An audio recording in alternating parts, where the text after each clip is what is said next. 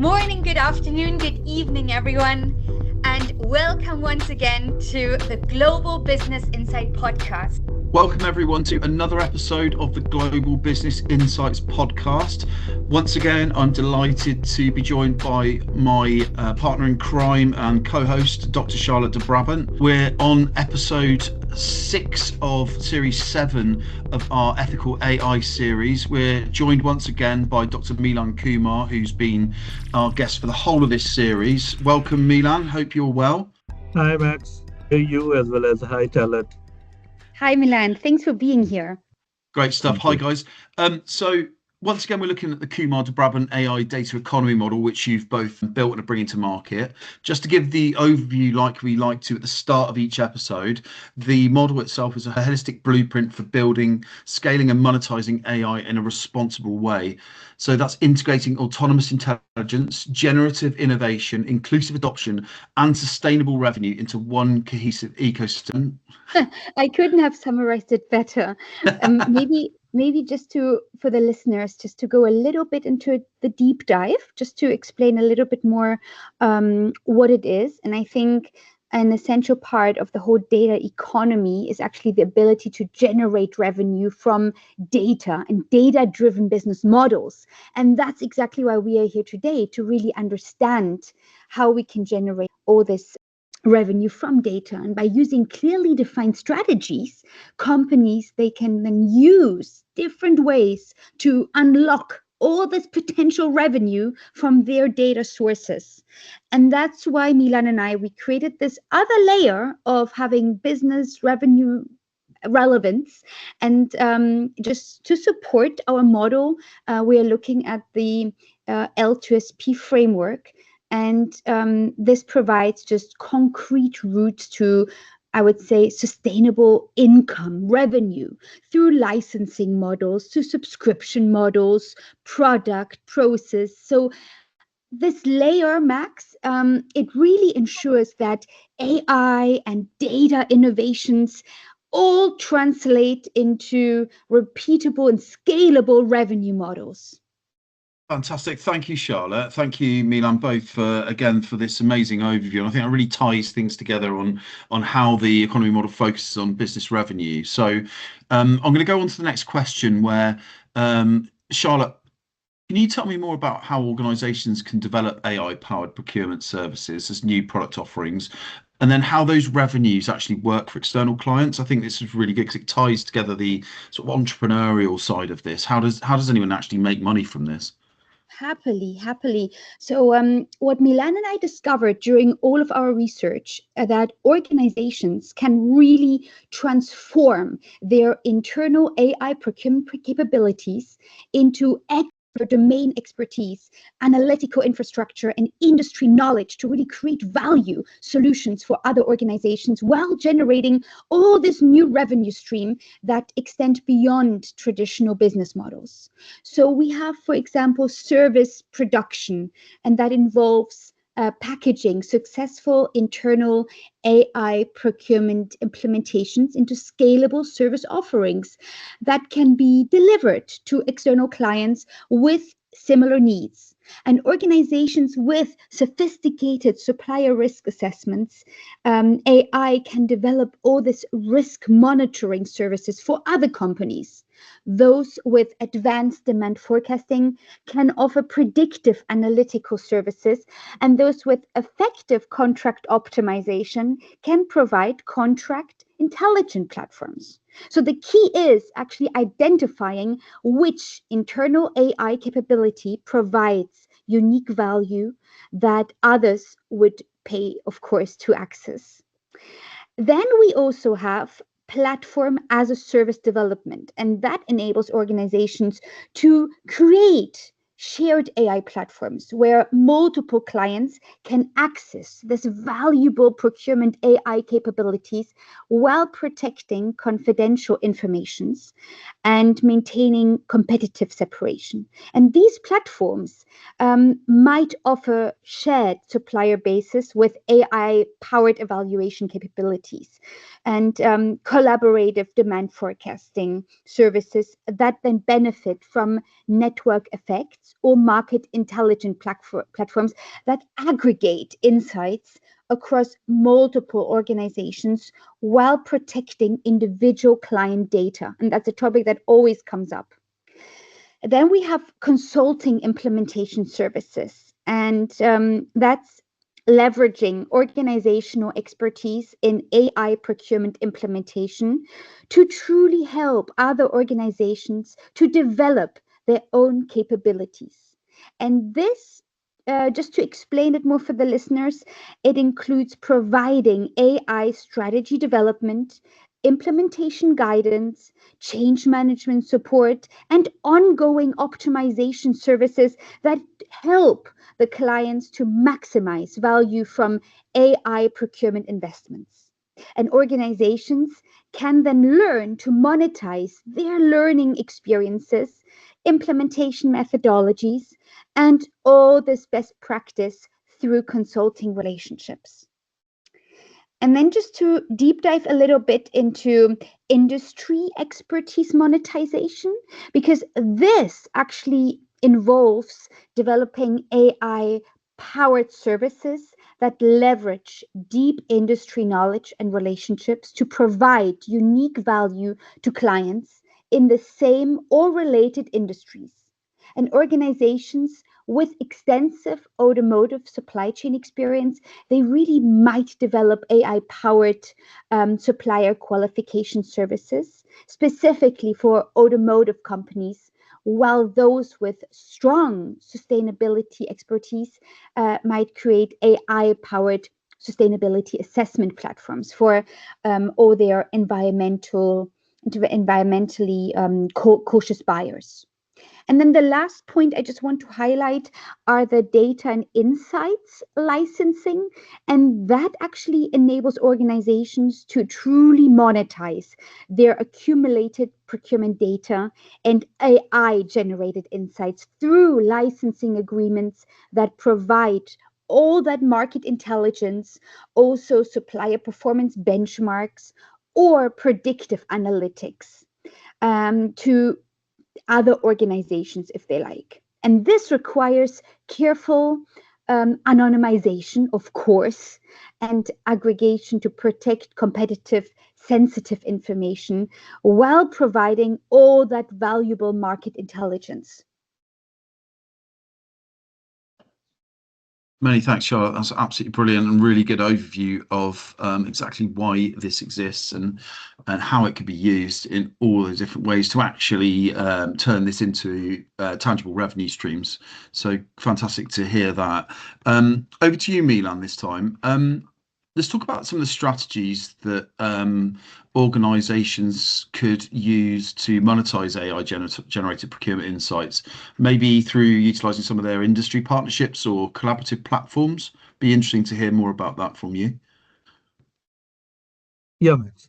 So when we talk about monetizing AI generated procurement insight through the industry partnership, this definitely requires a sophisticated collaboration model, and which is created based on the shared value while protecting the competitive advantage. And this should enable the organization to generate a revenue from their analytical capability while building a stronger industry relationship in terms of the ecosystem partnership. So when we talk about also the consortium intelligence platform, which brings together multiple organizations to create a shared analytical capabilities that generate insights to individual organization that could produce independently any sort of information. And these platforms can pool procurement data from participating organizations to create a comprehensive industry benchmark, predictive model, and optimizing the recommendation that all participants can access. And that's how the revenue generation occurs, because um, the model where it can be monetized could be because of the subscription fee. There could be a usage-based pricing, or probably the value sharing arrangement where participants pay based on the insights what they receive. So when we also talk about the cross-industry intelligence exchange, so this creates a partnership where organization with procurement expertise in one industry provides a AI-powered insight to an organization which is complementary industries. Say, for example, when we talk about something, the data in the automotive industry, which could be shared with the data which is very much relevant, could be for manufacturing, it could be relevant for the aerospace companies. So like that, the intercompany exchange could happen. And there could be a good insight which is to do with the supply chain resilience, or even probably the financial risk which the third party suppliers could undergo. So all these information could help even the cross industry collaboration. When we talk about the value chain integration platform, so this enables the organization to monetize the AI insight by creating the platform that connects buyer, supplier, and the service provider in intelligent network that generate value through improved matching, optimization, and collaboration. So the revenue generation, which occurs through the transaction fee, subscription services, or the value sharing arrangement, this compensates the overall cost which is involved in building up that particular platform. So the strategic partnership development, which involves identifying the organization with complementary AI capability, or the market access that can collaborate to create combined service offering that are more valuable than individual capabilities. So these partnerships might combine AI analytical capability with the market access, the industry expertise, or the technology platform, or even the data products, data assets that can be with a distributed capabilities max. Thanks, Milan. Okay, so I think we're seeing all of this come together with the different episodes showing the different aspects of the model, how they would, how can you use this in an ethical way. We've got our strategies for how we monetize this and how we bring this together. Um, Charlotte, how would an organization look at structuring its pricing for such an AI-based procurement service? I've really got no idea where you would start with this, and especially looking at things like value creation, whilst trying to remain competitive and accessible in what is a new marketplace. It'd be good to understand your thoughts and structures around that. Absolutely, Max. I have a smile on my face just because it's so complicated, especially, one is always clueless where to position the whole pricing element. So structuring pricing models for AI procurement services, it really requires sophisticated approaches. I would say that align pricing with value creation while accommodating all these different client types and usage patterns and competitive dynamics. So successful pricing models must reflect this unique characteristic of AI services while remaining understandable and predictable for clients. So value-based pricing models link service fees directly to the measurable business value that AI procurement services generate for clients, creating pricing structures that then align provider and client interests, but also ensuring that successful AI implementations generate appropriate returns. And now this might involve charging some sort of percentages of cost savings achieved, for example, or sharing in efficiency improvements generated, or even receiving portions of new revenue created through AI enhanced supplier relationships.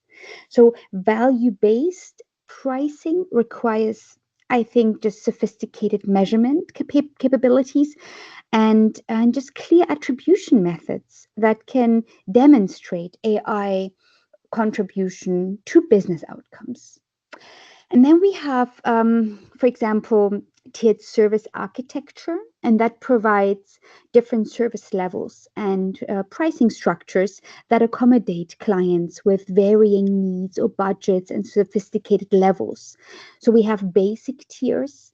They may provide standardized AI analytics and reporting at accessible price points, while we have then these premium tiers, and they offer customized AI implementations and dedicated support, individualized support, and advanced analytical capabilities at higher prices. So we've seen this variety of services and tiers. And this structure, it really enables market penetration across different organizations and different industries and different sizes of organizations, while then also maximizing revenue for clients who can afford sophisticated services. And then we have the whole usage-based pricing, and that reflects the scalable nature of AI services by also charging based on actual usage rather than fixed fee. And that enables clients to pay for value received while providing revenue growth opportunities as client usage increases. And this might involve pricing based on data volume analyzed or number of suppliers evaluated or transaction processed, or insights generated or tickets worked on. It truly depends.